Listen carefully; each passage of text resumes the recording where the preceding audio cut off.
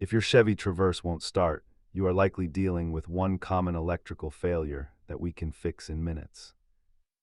Statistically, 95% of these no-start cases are solved without needing a tow truck or an expensive shop visit. Let us walk through the diagnostic process to find your specific culprit.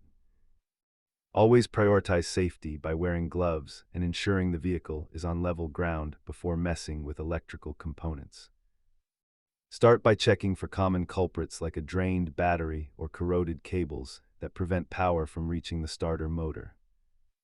If the battery tests strong, move on to checking the ignition switch or possible security system lockouts that disable the starter. Focus on the simple cleaning tasks first, as those are usually enough to get you back on the road today. Repair costs scale significantly once you move past simple maintenance and into component replacement territory. If you're still stuck, use an OBD-I scanner to check for hidden codes that might point to a specific sensor failure.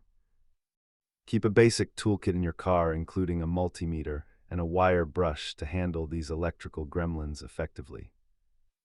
Remember that electrical issues are rarely random, so stay methodical and check your breadcrumbs before buying expensive parts.